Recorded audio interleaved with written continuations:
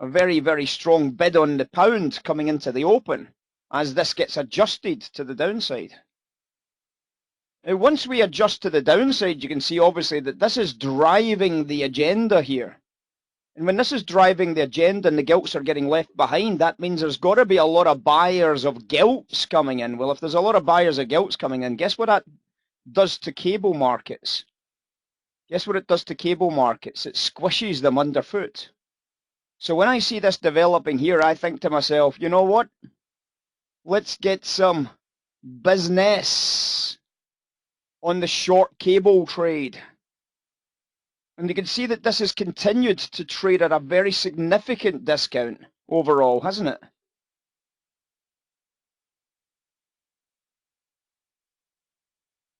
Look at how much of a discount this is trading to the carry just now, which means I'm constantly buying gilts against the rest of the planet, basically. In line with that type of trade narrative, of course, cable is going to keep selling. If it doesn't ever go back above, cable is going to stay as a sell trade, which means there's always going to be these dollar bids coming in, which is going to keep gold compressed at top edges and certainly driving into bottom edges. So when this is setting up like this, I know gold should be getting shorted, for example. I know equities are tough to make any money on, even with discounts. And obviously this is still the case. Look, I mean, it's still ultimately way behind the curve here. Cable is massively behind what's happening here.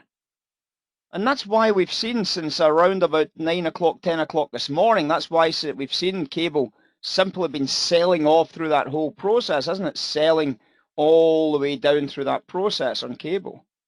Now, obviously, we've had a little bit of an art trade narrative into the lows at that stage. You can see we've just accelerated into an art trade bottom edge, which obviously if you've been using our concept of art and all that kind of stuff, you've maybe seen it developing into the bottom print price. So if you've seen that, obviously you can start thinking about it, you can start making sense of it, and then everybody goes, oh, the art trade, shit, I forgot about that. I better make sure I don't miss this one when it sets up the next time. Correct. So when you start seeing the art trade, you start thinking about the possibility of last trader, and you start thinking about the possibility of that's enough, it's cooking too hard, it's you know, they've got gas too high or whatever, and you need to just rein it back just a little bit. So this is one of the reasons. This is something that we always watch at the moment. This is very bearish, guys. This is very bearish still very bearish for sterling. It only becomes bullish for sterling. For sterling, remember, I'm not talking about euro dollar here. I'm talking about sterling specifically. It only becomes bullish for sterling when this gilt gets ahead of the carry. You can see that during this period here, the gilt had got ahead of the carry trade up here. And because of that, I'm selling gilts, and you can see all those little sell arrows and gilts all the way through that whole process.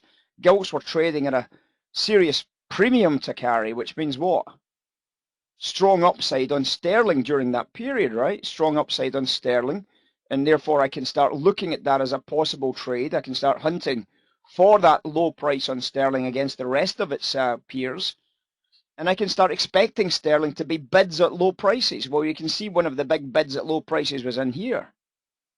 This was the closing bell. We got that bottom edge, beautifulness. We're running into the bottom edge just there. And obviously sterling opened with a beautiful gap up this morning, and we got a nice profit out of last night's long sterling trade, of course, a short gilts trade. So if I'm going to be short gilts, I'm going to be predominantly long sterling, of course. So when I'm long gilts, I am going to be selling sterling, of course. Now, remember, there's a macro picture and there's a micro picture. When we zoom into the micro picture, we start watching this as a micro narrative. You can still see, very obviously, a discount on gilts, and that's going to keep that sterling market moving. Now, when we start seeing sterling moving, then obviously if I start seeing sterling moving, I'm going to start watching very carefully any premium on gilts at the top edge. So when I see that at this very top edge up here, I start to see a little bit of an opportunity to maybe work some short gilts into that trade just there. Then obviously I can start seeing that as a possible outcome. It's a possible trade narrative based on the bid coming back in on sterling. So you can start to recognize the value of seeing all of these extras, can't you?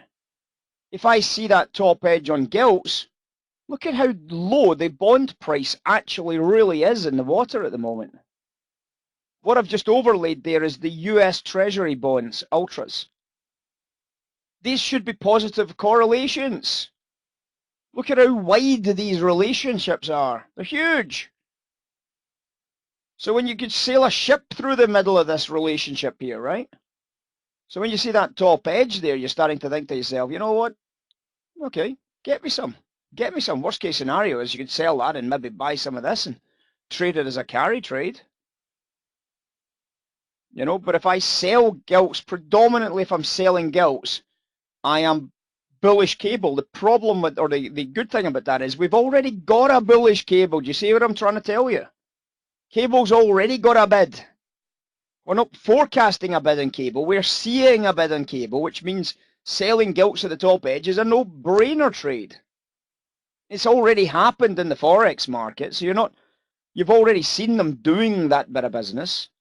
So all you've got to do then is step into the gilt market and make some free money. And that's exactly what you just did there, is made some free money. It's beautiful. Gilts is a great trade, by the way, guys. Great trade. Sexy like a box of chocolates, guys. It really is. It's a beautiful, beautiful thing you're seeing right there.